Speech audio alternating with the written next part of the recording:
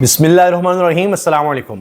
عمران خان کے بدترین مخالف بھی یہ بات ماننے پر مجبور ہیں کہ جس طرح اس شخص نے جیل کاٹی ہے ہم سوچ نہیں سکتے تھے۔ اب تجزیہ کار بھی کہہ رہے ہیں کہ جس ڈگنیٹی کے ساتھ عمران خان جیل کاٹ رہا ہے اس کی ماضی میں کوئی مثال نہیں ملتی۔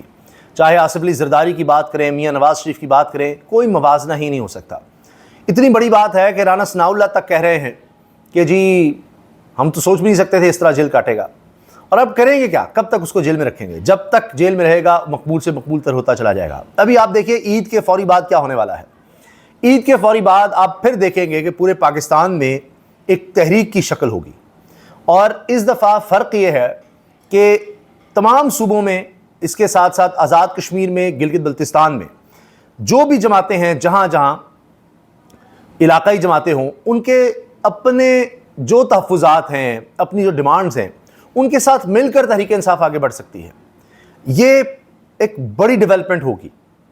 اور جس طرح عمران خان نے کہہ دیا کہ اب اسلام آباد میں نہیں ہم نے بلانا، یہاں سنائپر بٹھائے ہوتے ہیں، تو اب وہ ڈی چوک والا معاملہ نہیں ہوگا، پورے ملک میں ایک تحریک چلے گی۔ جس طرح آپ دیکھتے ہیں کہ بنگلہ دیش میں جو صورتحال دیکھی تھی کہ پورے ملک میں ایک تحریک تھی ہر جگہ پر، اور اس کا ایک مومنٹم بنا تھا۔ اب وہ بنانے کی کوشش ہوگی، یہ نہیں کہ خیبر پختونخوا میں بہت بڑی تعداد میں لوگ اکٹھے ہو گئے ہیں اور وہ پھر اسلام آباد کا رخ کر رہے ہیں، نہیں، ہر جگہ پر، ہر علاقے میں، ہر سطح پر ایک تحریک ہوگی، اور اس کے لیے اب مومنٹم بن رہا ہے، کہیں کارنر میٹنگز ہو رہی ہیں۔ اور اس میں ایک کام یہ بھی کیا گیا ہے کہ جو لوگ آگے نظر نہیں آ رہے ان کے لیے بھی اب ایک سوچ تیار کر لی گئی ہے۔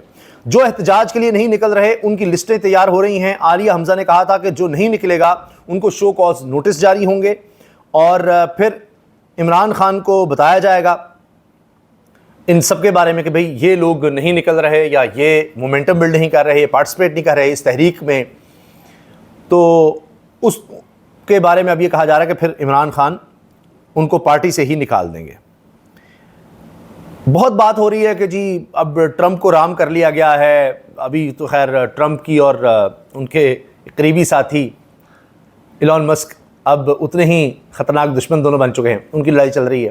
تو امریکہ میں جو قراردادیں آئیں، جو بات ہوئی، ان کی پارلیمنٹ میں ڈسکشن ہوئی، وہ سب اب معاملہ دب گیا ہے انسانی حقوق کی پامالی کا، الیکشن کی دھاندلی کا۔ نہیں جناب، ایسا نہیں ہے، کیونکہ ابھی بھی بات ہو رہی ہے جو لوگ انسانی حقوق کی پامالیوں ملوث ہیں پاکستان میں، ان پر پابندیوں کی بات ہو رہی ہے۔ پھر آپ دیکھیے زلمے خلیل زاد، جو کہ اہم ٹیم ممبر کہہ سکتے ہیں آپ ٹرمپ کے، کیونکہ ابھی ایک امریکی کی رہائی ہو یا ڈائریکٹ طالبان سے بات کرنا ہو افغانستان میں، تو زلمے خلیل زاد ہی آپ کو آگے نظر آتے ہیں۔ انہوں نے باقاعدہ عید پر مبارکباد دیتے کہا ہے۔ زلمے خلیل زاد لکھتے ہیں، Eid Mubarak to Imran Khan and to all Pakistanis. Pakistan needs national reconciliation. Imran Khan's release from prison is a necessary first step. Eid Mubarak and all the best. اب یہ امریکی یعنی ان کی جو اہم ٹیم ہے اس کے اہم رکن وہ کہہ رہے ہیں کہ جی عمران خان کو عید مبارک، اور تمام پاکستانیوں کو، اور پاکستان کو مفاہمت کی ضرورت ہے، اور وہ بھی نیشنل لیول پر قومی مفاہمت کی ضرورت ہے، اور اس کے لیے عمران خان کو جیل سے نکالنا ہوگا۔ یہ پہلا آپ کو قدم اٹھانا پڑے گا۔ عید Mubarak and all the best. ابھی میں دیکھ رہا تھا کہ ایک پروگرام کے پروڈیوسر بڑے اچھے صاحب ہیں اور بڑی اچھی گفتگو کرتے ہیں، تو وہ ٹویٹر پر انہوں نے کہا کہ جس طرح عامر المہدی تھا، وہ شخص جو بہت مشہور ہو گیا کہ حج پر جانا چاہتا تھا، اس کے بغیر جہاز ہی نہیں اڑ رہا تھا، تو ایک دفعہ جہاز اڑا، پھر واپس آیا، پھر انکار کیا پائلٹ نے اس کو بٹھانے سے، اس کو کلیئرنس نہیں مل رہی تھی، کوئی اس کے نام کا ایشو تھا جو بھی، تو اس نے کہا نہیں یہ جہاز مجھے لیے بغیر جا ہی نہیں سکتا۔ اس کا اتنا جذبہ تھا حج کا۔ خیر وہ جہاز دوبارہ اڑتا ہے، دوبارہ ٹیکنیکل فالٹ آ جاتا ہے، پھر واپس آتا ہے تو پائلٹ ہتھیار ڈال دیتا ہے، کہتا ہے نہیں بھائی اس کو ساتھ لے کر جائیں گے۔ پھر جب اس کو ساتھ بٹھاتے ہیں کوئی مسئلہ نہیں ہوتا، اور وہ الحمدللہ وہاں پر جہاز مقدس میں پہنچتا ہے اور اپنا حج ادا کرتا ہے۔ اسی طرح انہوں نے کہا کہ پاکستان کی اکانومی اب ایک شخص کے بغیر نہیں چل پا رہی۔ آپ اس کو ٹیک آف کرانے کی کوشش کرتے ہیں، نہیں بات بن رہی۔ جب تک آپ اس کو ساتھ نہیں بٹھائیں گے یہ معیشت آپ کی نہیں چلنے والی۔ یہ 3 سال سے ہم سن رہے ہیں، کبھی یہ ہو گیا وہ ہو گیا، 100 ارب ڈالر آ رہے ہیں، اتنے ارب ڈالر آ رہے ہیں، کچھ بھی نہیں ہوا۔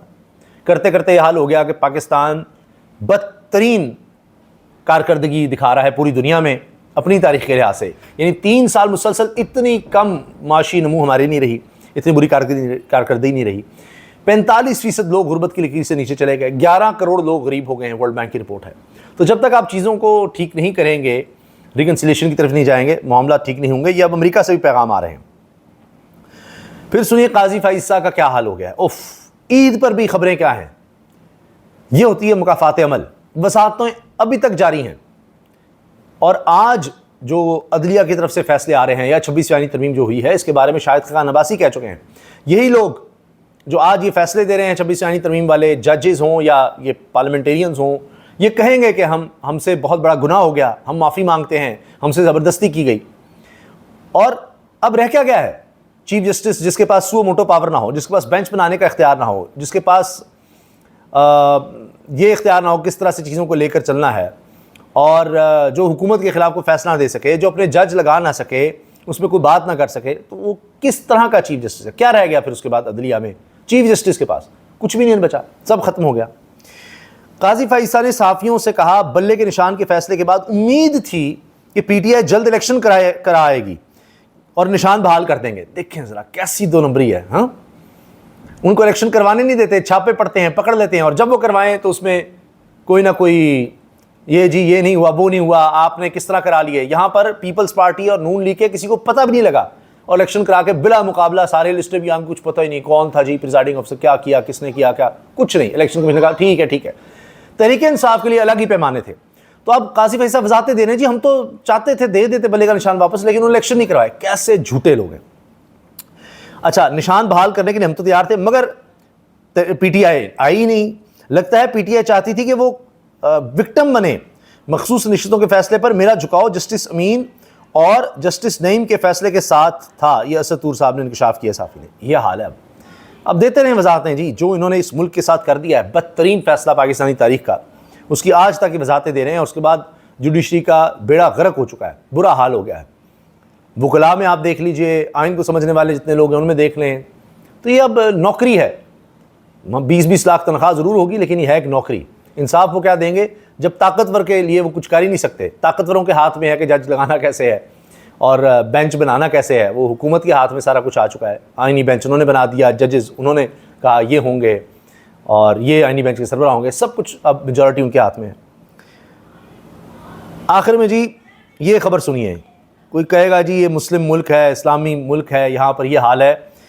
عمران خان کو نماز عید ادا نہیں کرنے دی گئی ایک دفعہ پھر، یہ غالباً چوتھی عید ہے، چوتھی دفعہ ہے کہ عمران خان کو عید کی نماز بھی ادا کرنے نہیں دی جا رہی۔ باقی قیدیوں کو یہ سہولت ہوتی ہے، وہیں پر اندر جماعت ہوتی ہے، باقی قیدی نماز ادا کریں، عمران خان کے لیے اجازت نہیں ہے۔ یہ ہمارے اسلامی ملک کا حال ہو گیا۔ اب آخر میں عمران خان کا عید الاضحیٰ پر پیغام سامنے آیا جی۔ سابق وزیراعظم عمران خان کا عید الاضحیٰ کے موقع پر ڈیالہ جیل سے پاکستانی قوم کے نام خصوصی پیغام۔